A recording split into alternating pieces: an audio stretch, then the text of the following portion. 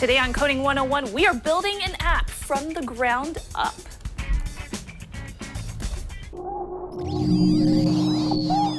Netcasts you love.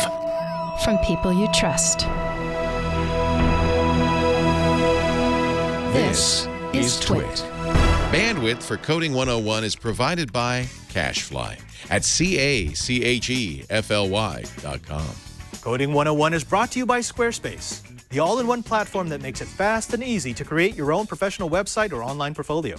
For a free 2-week trial and 10% off, go to squarespace.com and use the offer code C101. And by Lynda.com. Lynda.com is an easy and affordable way to help you learn. Instantly stream thousands of courses created by experts on business, software, web development, graphic design, and more. For a free trial, visit lynda.com/C101. That's lynda.com/C101.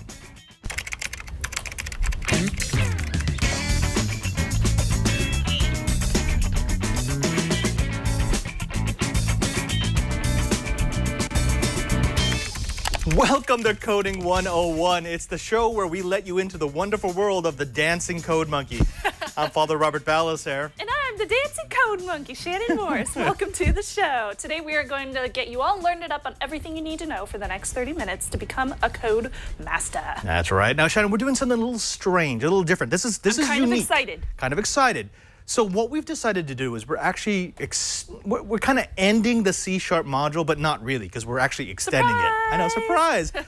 we will be building an app from the ground up in C# to show people how some of the different concepts that we've given them over the past 6 weeks can be used to create something that's functional across multiple platforms. This is also a great excuse to give me less homework when I go on my honeymoon at the end of the month. So thank you for this excellent idea. Yeah, well, I thought you probably don't want to be prepping for shows during your honeymoon. Yeah, probably not. This is a gift So I appreciate from all the code warriors. And I bet you guys are super, super excited to learn how to build your own apps. I know I am. But first, we have some snubs compiled to get into. Let's do that.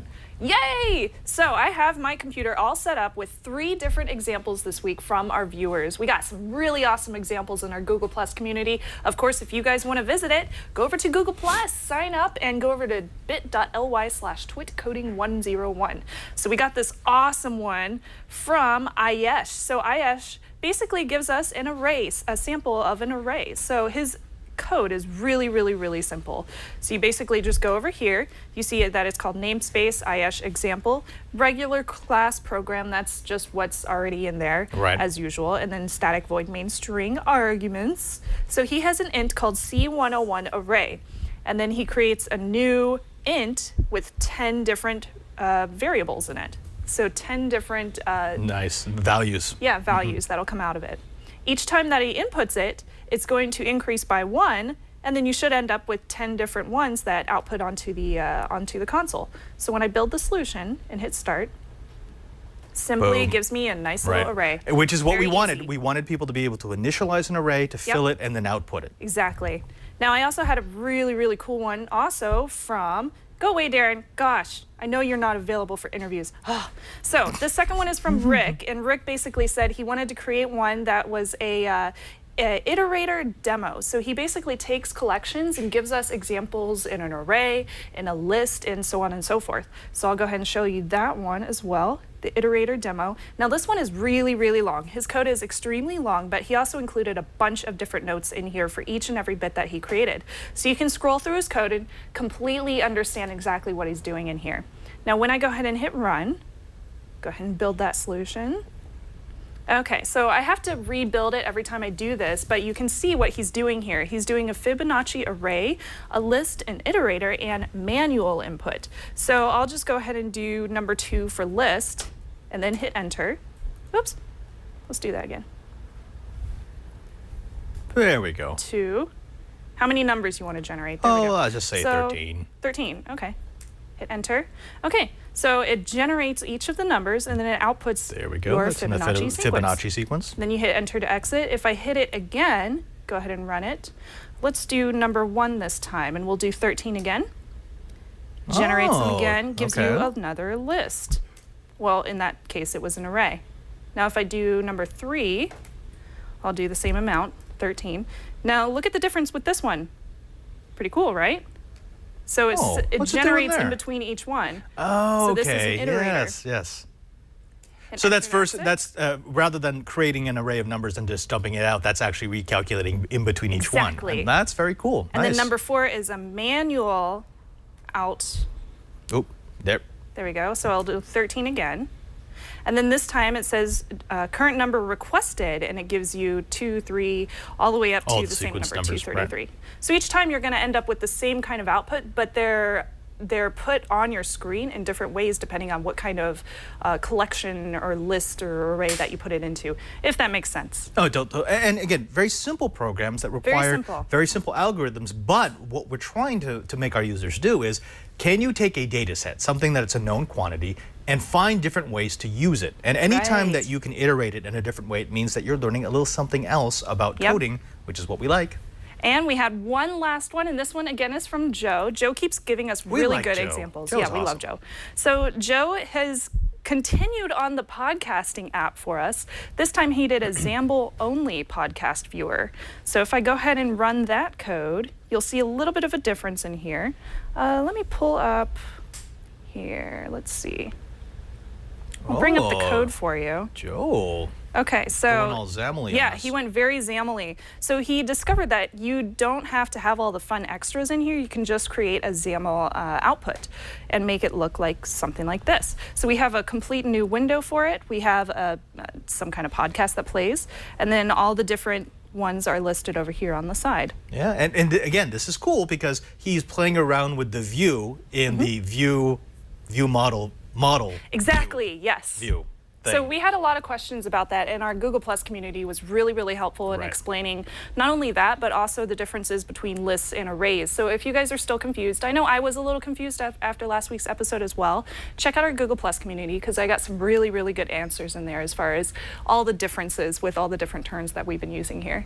Very cool. Yeah. Very nice. Lots of fun. Our audience always amazes me because there's always They people do. in there who are like, you know what? I wonder what would happen if I did this instead. And that's Yeah. that's how I learned. I mean, I know there's a lot of people out there who learned the traditional way. You know, they went to a class and they did this and did this. That's how I that's learned my my first background. programming Yeah, that's class, my background. yeah. But then you expand by breaking things and stretching them and making them So do much things more they weren't fun expected when you to can do. break things. I like breaking things. That's so bad. But you know, sometimes you don't want to break things. You want to be able to present them just kind of nicely, right? True. Yeah, very and true. on the internet, you know this. We're both people who make our living on the internet, kind of interwebs. My beer money. Yeah, definitely. You need to make sure that you've got a site that attracts people. And that means that you're going to have the domain that you want. It means that you're going to have the content you want. And it means that it's going to have to be up and it's going to have to be functional. It's going to have to look good. Yeah. This isn't the 90s anymore. You can't get away with just a HTML file that says, "Hi, I'm under construction." Aw, man. No more GIF animated No more GIFs? animated GIFs, yeah, Or or GIFs. GIFs. We have to cover both because people get mad if we Yep. don't. You know, sometimes you just want to get your great idea, your portfolio, your pictures, your videos online. You don't care about any of that back end stuff. That's why we're happy to have Squarespace. Now, what is Squarespace, Shannon? I love Squarespace. They're an all-in-one place for everything that you need to build a website. pretty much. Exactly. It's that one-stop shop, which is what we like so much. Squarespace gives you one place where you can go, pay a low monthly fee, and have everything taken care of for you. No back-end add-ons, no wondering whether or not I've got the right framework up, no wondering whether or not I can get the domain that I need and make sure that it's paid for each and every single year. Squarespace takes care of all of that for you and just lets you create, which is really what you want to do.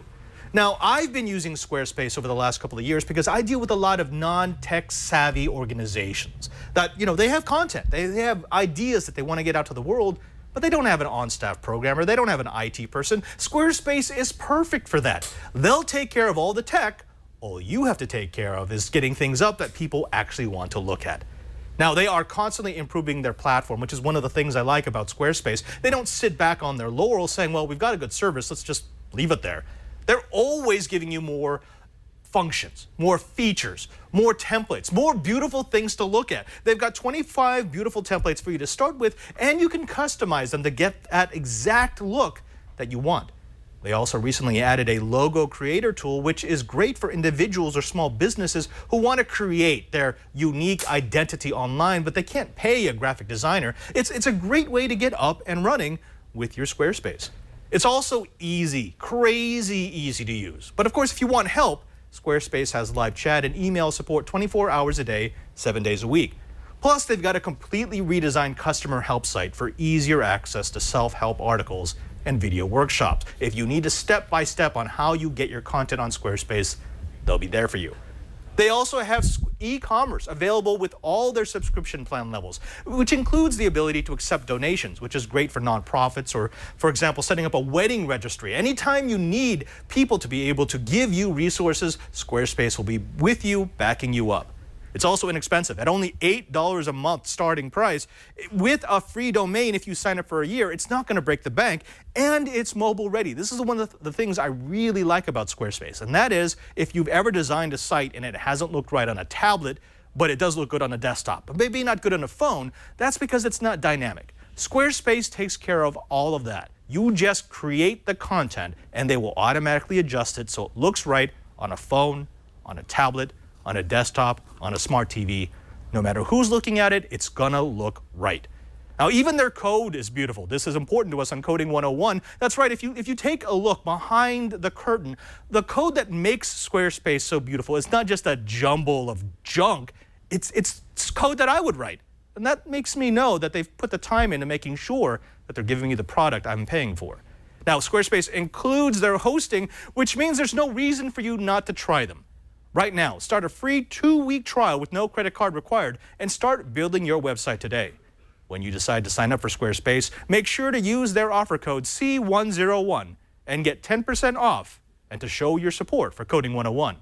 We thank Squarespace for their support of Coding 101. A better web awaits, and it starts with your brand new Squarespace. Thanks, Squarespace. Thank you. Shall we get into some app action here? Yes. Ivory Tower is going to be a little bit different. I'm ready. A little bit different because Okay. we wanted to take a step back. We're not talking about specific coding techniques. We're not talking about specific functions, specific methods, What? APIs, none of that. I mean, But I thought this was coding courses. this is coding, but you know this. Anytime you start a new project, the best thing that you can do is actually to take a step back and look at all the things you need to do, because then you can figure out how you're going to do them. Yeah, absolutely. You have to kind of think outside the box. You have to think outside you of have the to box. look at the big picture. And for an app, I mean, we've been saying this since day one. The big challenge of coding is not learning what pieces of code do what. The big challenge is learning how to take a real-world big problem and break it down into smaller pieces that can be solved with code, right? Okay. Yeah, that makes sense. Okay, so what we're going to do is we're going to take an app, a typical app that maybe you might create your first time out. Something not too difficult, but also not so easy that it just prints out a list of something. Okay. We want to create something that people might actually buy or might actually download because it sounds interesting.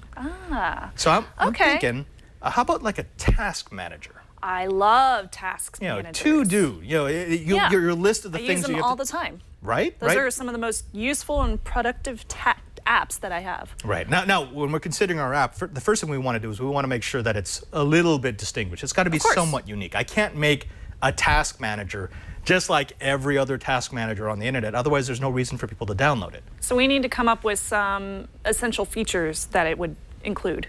Right. So, Okay. for example, what if we made a task manager, a to-do list that also let you take pictures of a task? So like, And then you could include those in the task list. Let's do that. Yeah. So you're Okay, walking I like around and that. you're like, oh, look, the lamp is broken. So you take a picture of the lamp and you attach it to a task. So now Okay. you have a visual representation of something you have to do. What about if you could include a location with your tasks? I like that. Yeah. Oh, that's great, because then I could map out my day. Let's say, Yeah. oh, you know what? I'm going to be in San Jose earlier today. Then I'm going to end up in Petaluma, and I'm going to end up in San Francisco. What if it could cluster my tasks near those geographic locations? So I know, well, when I'm in San Jose, I need to do all my San Jose tasks. When I'm in San Right. Francisco, do all my San Francisco tasks. And when I'm in Petaluma, I just sleep in the no-hole. Perfect. Yeah. Well, if we're going to include locations on there, I don't want like crazy people showing up at my doorstep. So I want to have some kind of user authentication procedure so it knows who I am whenever I log into it. Right? Oh, great. Okay, so now we've got it. Now we understand what our app's going to be. Our app is going to be a task manager that's going to include the ability to take pictures, to use location data, and to have some sort of authentication. Would we need some kind of backend for it, like a server? Probably, and that's actually this. Now we're getting into the true first step. Once we figured out what our app is, okay. we got to break down its functions. Yes, Okay? absolutely. Because it's no good So just to say, oh that's- yeah, I'm going to have an app that does all these things. What are the things it's actually going to do? So Shannon, I'm going to throw this over to you. Okay. If I wanted to create that, if I wanted to create a task manager that can take pictures of my tasks, that can associate with geographical location, that can authenticate so that I can either choose to share or not share, Right. what are the actual functions of a task? And I like to go from the inside out. So start on the phone and then end up what's off the phone. Well, I need to securely communicate those. You do? Okay. I need to, if I'm starting on my phone, I need to make sure that nobody's going to be able to do a man-in-the-middle attack and see whatever I'm doing. Okay. Yeah. I mean, that would actually be off the phone, though. But so that's starting on the other Okay, side. But yeah, that's that's okay. No. So that's our demarcation point, right? So we know at some point we're jumping off from phone to outside. Right. But what would be the other functions of this app? Oh, it would use your GPS. Okay, yeah, it's got to And use a your camera? GPS. It's got to use a GPS. It's got to use a camera.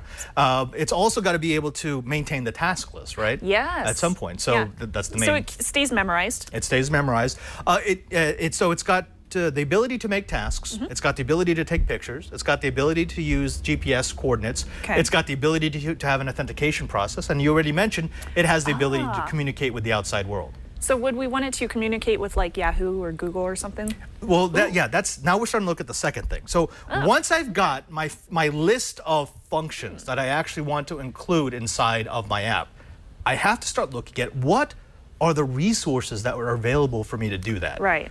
And when I look at functions, I look from inside out. What's on the device to what's Okay. off the device.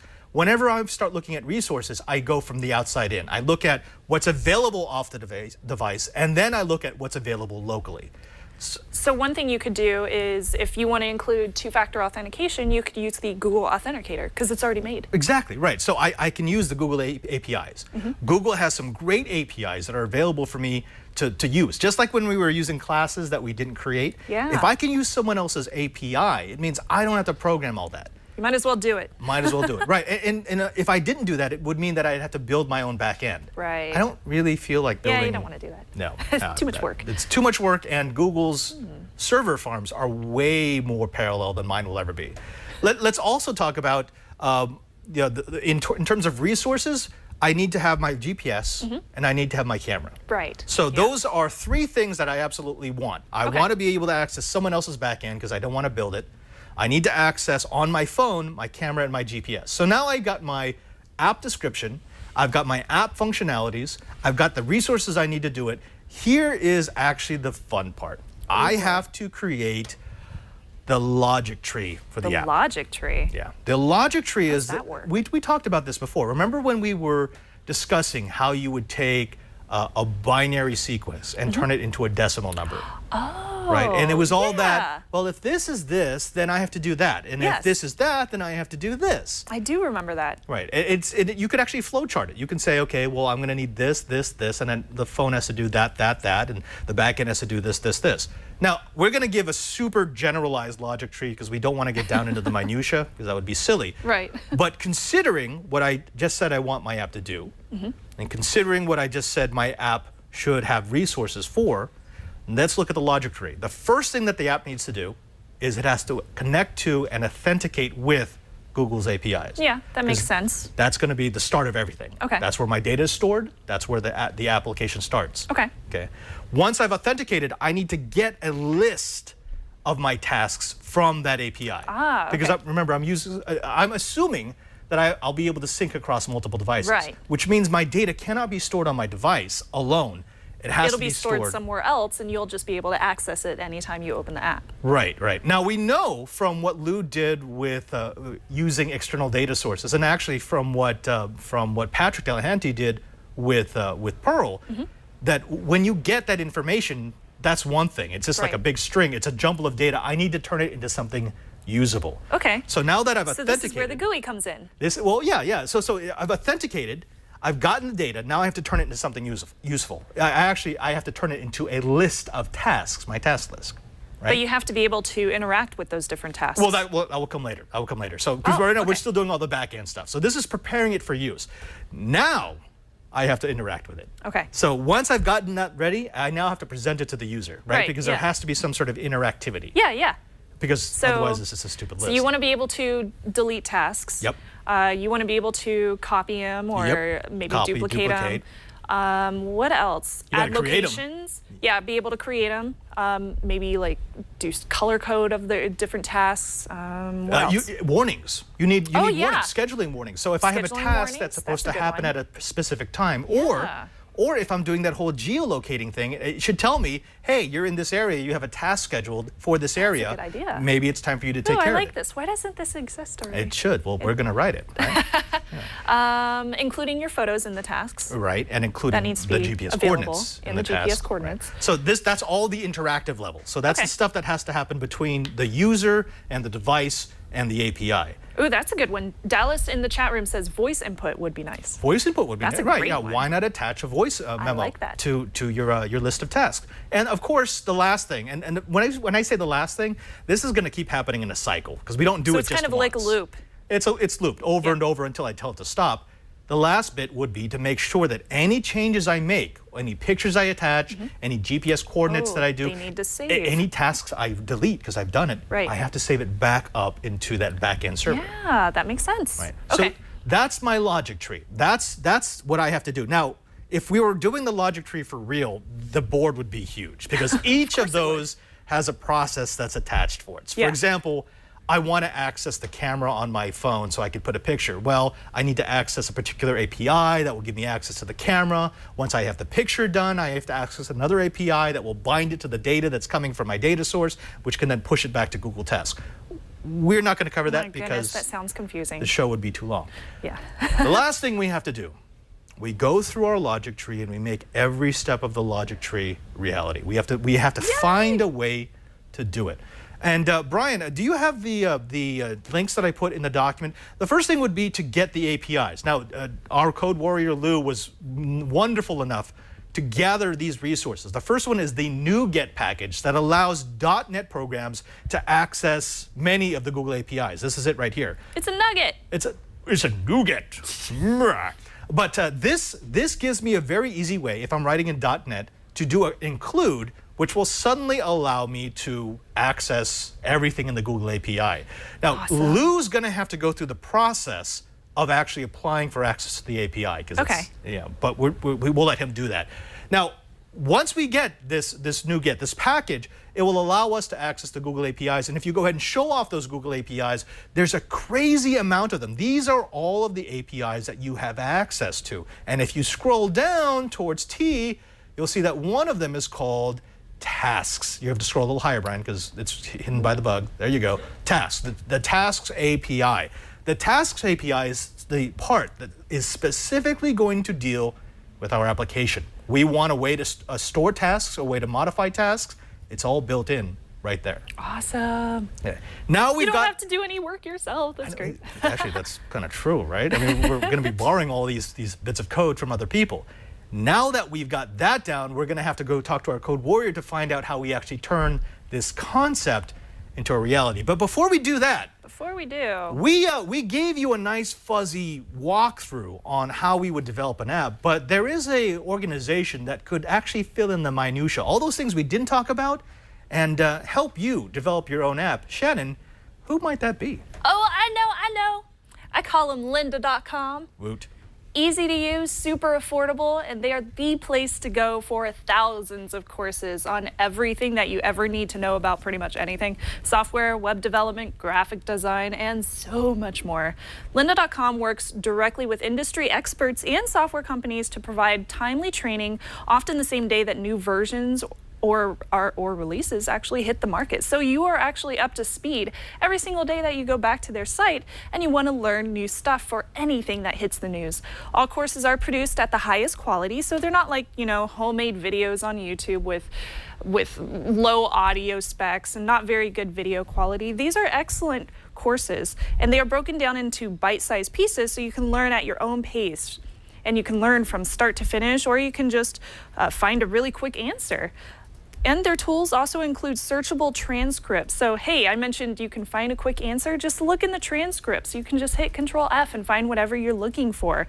They have playlists and certificates of course completion. So you can publish those to your LinkedIn profile, which can definitely help you get a job in whatever kind of thing that you're trying to learn about.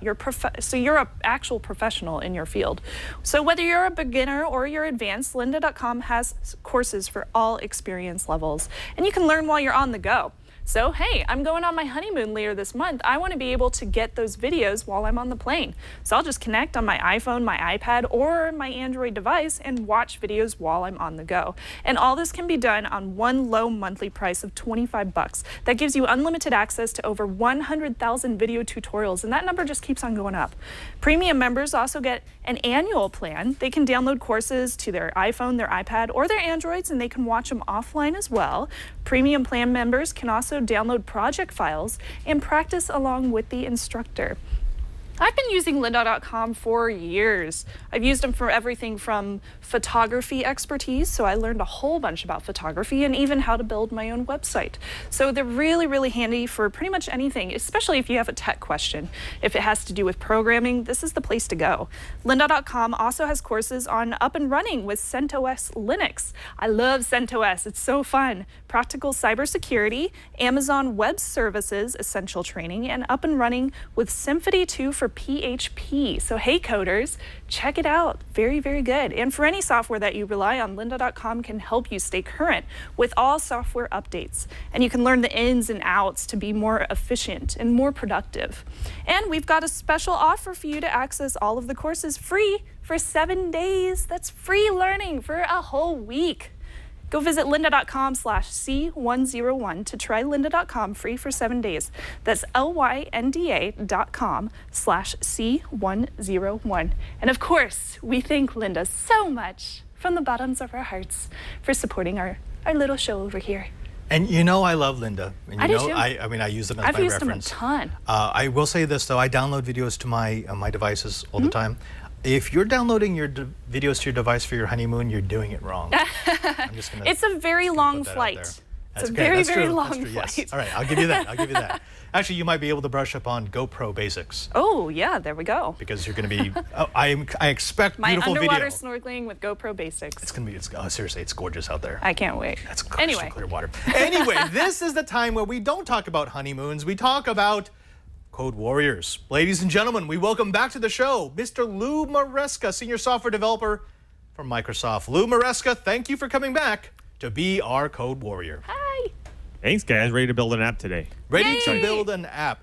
Now, I'm now so Lou, excited about this. it's funny because everyone talks about building an app right now. We were building these things way before they were called apps. These are just programs. They just happen to fit on a screen somewhere. Right, yeah. Okay. So we talked a little bit about what are the basics, the fundamentals of going through an app. And you know this. Anytime you spend enough time at the beginning actually talking about the process and mapping it out and charting it so that you know it needs to do this, this, and this, it makes the process so much easier. In fact, in the chat room, they were talking about this thing of feature creep. In fact, it was even happening while we were talking about it. People were like, well, wouldn't it be nice if it did voice annotation? Oh, and what if it could control a robot that did your task Unlimited for possibilities. you? Yeah, if you map it out and you say, these are the things I want it to do, it allows you to get through the program without constantly adding new features so that at the end, you end up with bloat. That's right, bloat. So, Lou, we talked a little bit about gathering these resources, and one of the principal issues was getting access to APIs. Can you take us through that process? Because Google is a great place to get APIs. We've got issues with Google right now, but it's still a good place to learn. Could you show us what the process looks like? You bet. So like one of the, I kind of thought about it for a while. And there's a lot of different places we can go to get APIs. Google's one of them. Microsoft's got a bunch. I think Google's is a little bit, has some structured APIs you can do like around tasks and like you were talking about calendar and email and all that stuff. So it's really easy to kind of get to. And I'm actually going to show you how to set it up and get going. So if you actually show my screen real quick, the first thing that you're going to want to do is obviously you're going to want to log into your Gmail account if you have one. If you don't have one, go and create one. And then you notice like up here in the left-hand corner, you'll be able to go through your Gmail, your contacts, your tasks. And so down here, if you click on tasks, you notice this little guy down here in the corner pops up. I use that and you all can the create, time. Yep. You can create tasks there. You can create a task. You can, set the task when its due date is and all that stuff. And you can create different lists of tasks. So it's basically broken down to like a small hierarchy for you. But what I want to do is I want to basically be able to access all this. So let's say I have a whole bunch of tasks in here, like, grocery list, or maybe I need to do something else. So what I'm going to do is I'm going to go over and navigate to a page called the consoledevelopers.google.com, console.developers. And you notice I already have an app here called Coding 101 Apps, but I'm going to go through, and the first thing you want to do is going to create a project. And so I need to give it a name, so I'm just going to call it Task Apps. And you have a project ID. It's usually supposed to be unique. I'm just going to call it Task Apps 1 for right now. And then down here, you'll notice it's going to start doing this background process. And what it's doing in the background is Google's creating some space for you. And it's free space at this point in time until you start using it too much. And then they're going to start charging you for it. But for right now, they're going to create some free space for you. And if that doesn't come back, then I'll just show you the Coding 101. Okay, so it came back, and now it created this special dashboard called Task Apps. And what I can actually go through here now is I need to set up the app. So what do I want? I want to set up what I actually want to do with it. So first thing I'm going to do is go to APIs and auth, and I can turn off and on just hundreds. I think there's about 100 Wow. APIs here that Google can do. Yeah, it's crazy. So that's they make cool. So you can do Yeah. other things with Google as well, like you can use their Messenger and stuff like that. That's right. Yeah, even And Google. actually, Lou, processing here. the important point here is this is actually why you'd want to use the API. Yeah. And we're using Google, but you could use Microsoft's, you could use Yahoo's. There's a bunch of different services, cloud services that give you APIs to get hooks into their services. You want to do this because, as Lou showed you at the beginning, it's so easy to use Google services on your desktop. If you can use it on your desktop, it means there's an easy way for you to get information into it, and then you can write an application to use those same data points on your phone, on your tablet, or wherever. That's the strength of using the API of an established cloud player. That's right. Yeah, so they make it super easy. Like basically all you have to do is you click. Like some of these are on by default, so I'm just going to turn these off because I don't need Google Cloud Storage and any of that stuff. I just want to get access to my tasks. So I'm going to turn those all off. And then in here, I'm just going to type in tasks, and it's going to show me, oh, there's the task API. So I'm just going to, it says I'm allowed 10,000 requests per day. I think I'm probably going to be under that. So I'll go ahead and click on. And so that's going to enable that guy. And of course, it shows me my quota, like how much of those 10,000 you've gotten so far, which is kind of cool. So would that be and then- like the users of your application, that many? So that's a good question. So basically what that is how many times I either go and get the list of tasks or I create a task or that kind of thing. So every time I make a request to Google API, it's going to kind of take it away from my tally. Okay. So Right. yeah, so if you have a lot of users then using the same app, then yeah, you're probably going to at some point get over that quota, which means then they're going to ask you to start paying for it. And it's not going to be that much, but it's going to be the point where now you're a real app and you need to start Right. paying for space. Yeah, this is really for the developing side. If you're Yeah. just developing, unless you're developing with a huge team, you're not going to go over that quota. Once you realize you've got a product, then you can actually negotiate with Google to say, I need full-time access to the Yeah. API. I'm going to have millions of hits every hour. What do I need to pay you? And these are pretty reasonable. Like if you're just building an app for yourself, like at this point, we're just building it for ourselves right now. We're not here to sell it. I mean, this is pretty reasonable. Like I could probably get by using this for like an entire month without having to worry about overhitting that 10,000 request mark. So one of the things that we pop over here, if the next thing we want to do is once we've actually created the status on for that task API, we can actually go to the what we call the content screen. And what this is going to do is I'm going to need to choose my email address that I want. So there's a drop down, you can type it in there, and you're going to give it a product name. So I'm just going to call it Tasks App for right now. And that's really all you have to do. Then you're going to hit save, and then now it's going to set everything up for you.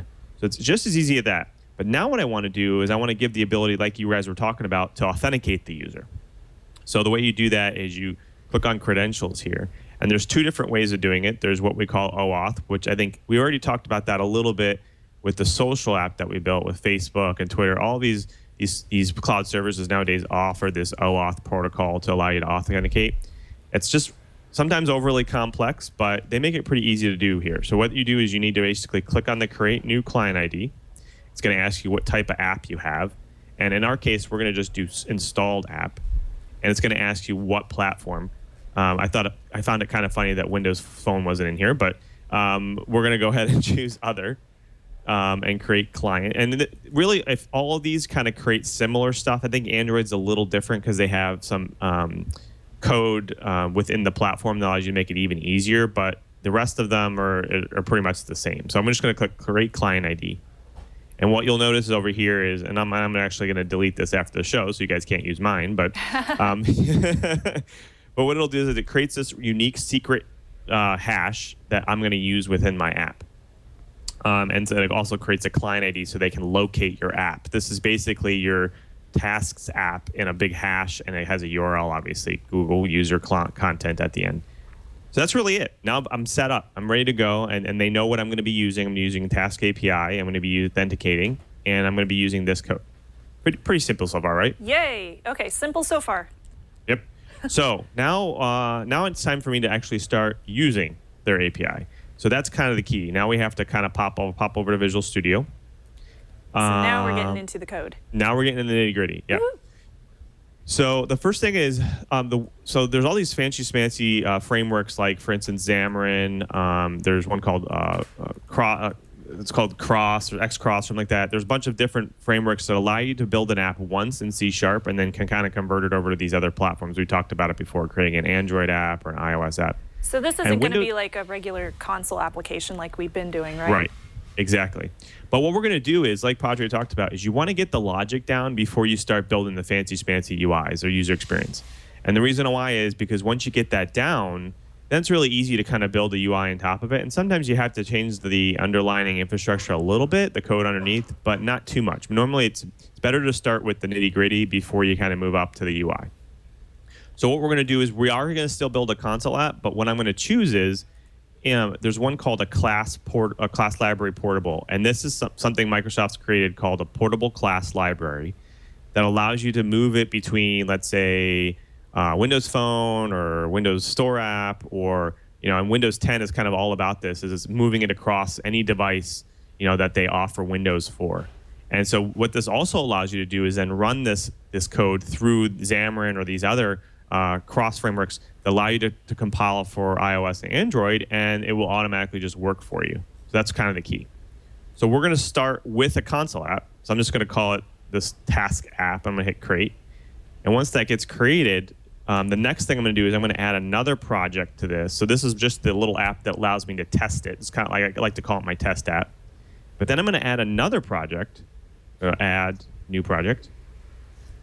And then in here, I'm going to go to, again, but instead I'm going to choose class library. I'm just going to call it task library. And this is a PCL or a class library portable. And does that make sense so far? I think, yes, so portable class. So pretty simple. So now it's going to ask me, where do you want it to go? Like, how portable do you want it to be? And so I'm going to say, hey, I want it to be .NET 4.5. So this is a Windows app, like desktop app, Windows 8.1, Windows Store app, Windows Phone app. And what this also allows me to do then is if I choose all three of these, it's basically pretty much every platform Microsoft offers.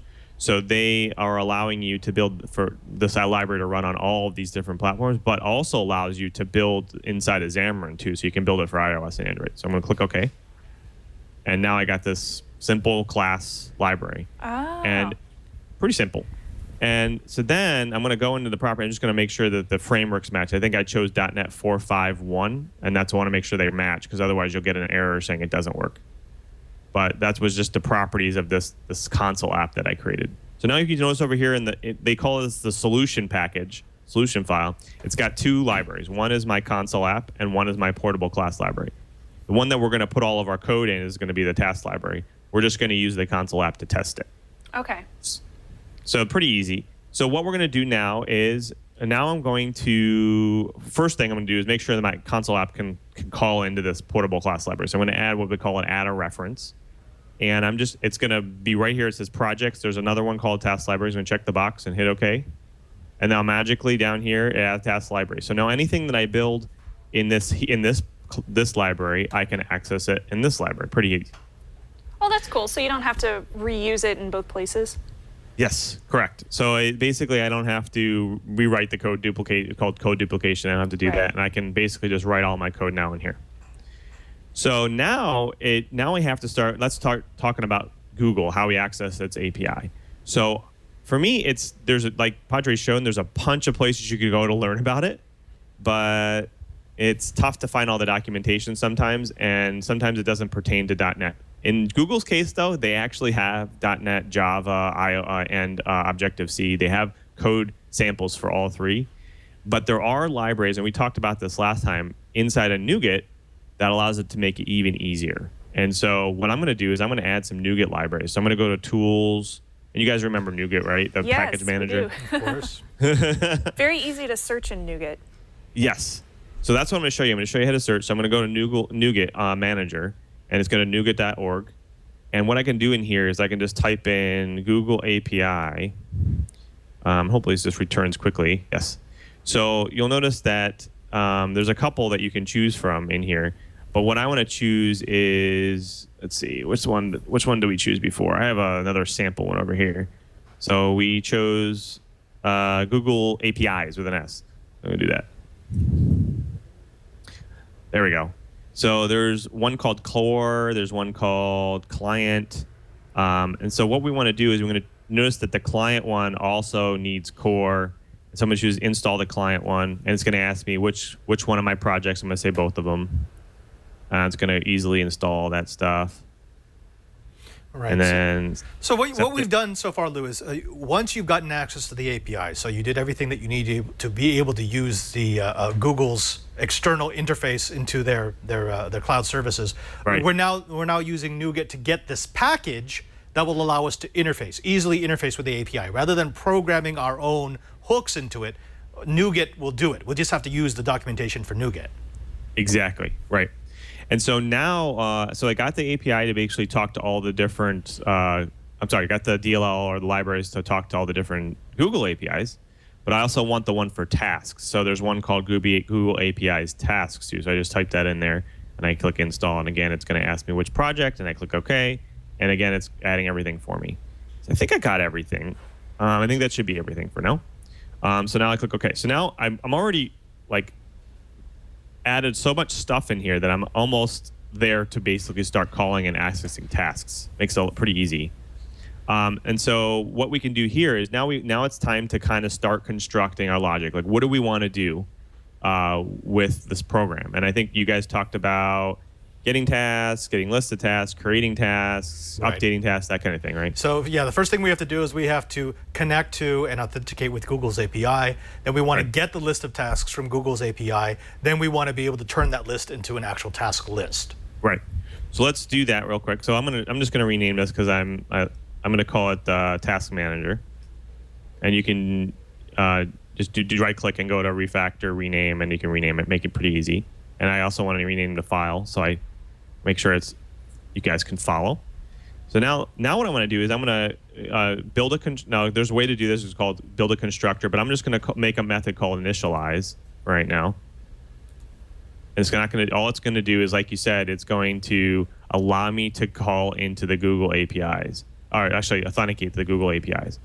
So the first thing is there's a special broker, they call it a web broker, but basically allows me to it's called a web authorization broker, and allows me to authenticate. And so this is inside the Google API code. So I'm going to kind of pop back over here so I don't have to type so much. So the Google broker allows me to basically authenticate using my client ID and my client secret that I created. And so if we go back over here, all we're going to do is we're going to copy the client ID and the client secret into my app, and I'm going to create an object called client secrets, and that's inside the Google API's auth.oauth namespace. We talked about namespaces a couple weeks ago. And so you're going to create a client secrets, and then I'm just going to put inside that client secrets, I'm going to put I can basically copy and paste what I get from Google's dashboard here. I don't know if you guys can still see this. So I'm going to copy and paste those in here. I already have mine in here. Mine are in another part of the project. This way you can't see what they actually are. But I pretend like I basically copied them in here. So I could put like strings, and I could put a whole bunch of stuff in here. And then I also copied the client secret in here too. So let's say I copied all the secret. And so now I have my client secret, and now I need to basically authenticate. It's time to authenticate. So I do that by using this, what we call a Google Web Broker. And so I'm going to, basically the Google Web Broker has this method called authorize, and it asks for the client secret. So I'd add the client secrets. And it asks for things that I can do with it. When I can actually do with it, I need to give it a list of stuff that I need to do with it. And that, in that case, I'm going to tell it that I actually want to just use the task API. That's all. That's it. So basically, what it's going to do is it's going to tell Google this user's trying to authenticate, and this app, all it needs to do is access their tasks. Is that okay? And then it's going to ask the user if that's okay or not. So this is matching up your client secret, your secret ID, with the task API that you want to use with Google. And this broker thing is basically saying, okay, this guy is totally legit and he's allowed to use this. That's right. So the key here too is anytime you install an app on a lot of platforms like Windows or Android or iOS, they tell you this app is going to access the following items, right? And then you get a list of stuff. Yeah. You guys have seen that, right? Yeah. So basically what this is doing is I'm using this broker, this special class, to authorize my app. But then I'm telling it that all this app is going to ask for is to access this user's tasks. Oh my gosh, I get it. Yep. So I'm just going to list that. And I can put other things in here. I can put Gmail, I can put email, I can put, whatever. I can put whatever I want in this list. But my app doesn't need to access all that stuff. It only needs to access the tasks. So I'm only just put for that. example, if I was to download this and I put my information in there to authorize it, it would basically just tell me this app is authorized to use your task list. That's right. Exactly That's cool. right. And yeah. Now, Lou, So- we actually have to stop there. So what I want to do is I want to tease them a little bit. So what we've done is we've just given them a way to complete the first two steps of the logic tree. So it's going to connect to Google and it's going to authenticate. Now that we know that it's connected and authenticated, what we can do in the next episode is we can show you how you take that now authenticated process and pull in the data into your app off of Google's task service. And that's going to be kind of fun, right, Lou? Yeah. There's lots of stuff we can do with this now. I mean, like you said, geolocation, images, you get it. You bet. Yeah. Now, what we're going to be doing over the next couple of days, as we said, we're going to be building up this app. This is the first step. Now that we're connected, now that we know what our process is going to be, Lou is going to help us build every single step of it. We're connected. Next step, let's pull in that data.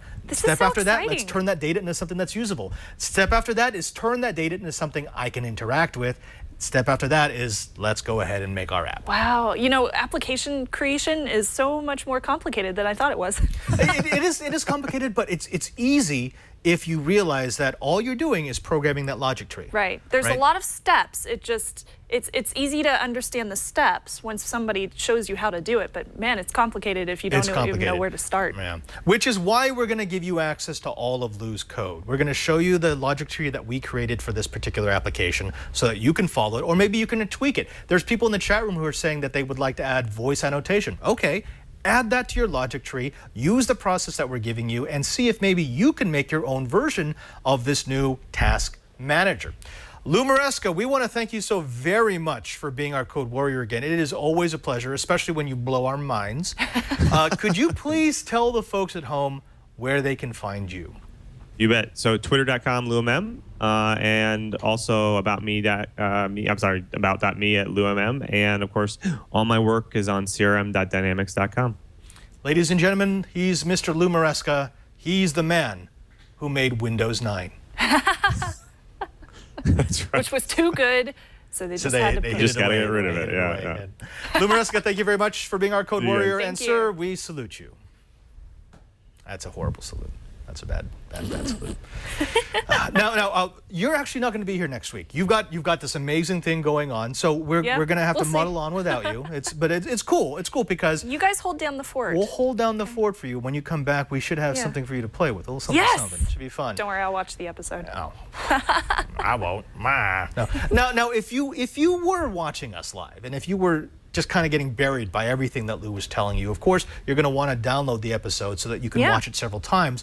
But we also give you the notes and the code that he was actually using. Where can they find that? twit.tv/code. That's where you can find all the information, including all of our old GitHubs for every single module that we do, as well as the zip files for all the code that Lou has been sharing with us. Right. We'll be zipping this up just so that you can download it and have all those associated files. It makes it a whole lot easier for you to get your hands on our code. Also, did you know that we've got a G+ community? It's kind Yes, of vibrant. we do. bit.ly/twitcoding101. Yeah. Definitely join in. It's a great place. Yeah, and if you put your code examples from each week, We'll show them. we'll show them. And Shannon loves going through that group and, I do. and finding the examples of people who, especially if you take something that we give you and you go one step further, or maybe Yes. tweak it, or maybe show us that we're completely wrong. We love showing Yeah. examples that are just blowing our minds, our code minds. Absolutely. Yeah. And of course, we're also on iTunes and YouTube, so search for us in the iTunes video podcasting database. And you can also find us over on youtube.com/twitcoding101. Definitely subscribe. We really appreciate it if you guys do. And don't forget that you can also find us on the Twitters. That's right. You can find me at twitter.com/PadreSJ. That's at PadreSJ. And I'm at Snubs, Yeah, follow us and find out what we do when we're not coding. It's actually kind like of taking fun. pictures of my cats. She's a fascinating person. My cats are And fascinating. she has cats. Until next time. Oh, wait, no. We have to tell them about the live, right? Yeah, we do live Yeah, shows. that's right. We do live shows. Over I at forgot about that. live, what is it? Live.twit.tv. Live.twit.tv. And you can join in our chat room, irc.twit.tv, so you can join along during the show. We definitely love taking questions from our chat room. So You guys are now down and then there. you'll see us look down there. You're right down there. Anytime you see us looking down here, Ask questions. we're looking straight at you. That's right. Don't forget live.twit.tv, irc.twit.tv, here every Thursday, 1:30 p.m. Pacific time. Until next time, I'm Father Robert Ballecer. I'm Shannon Morse. End of line.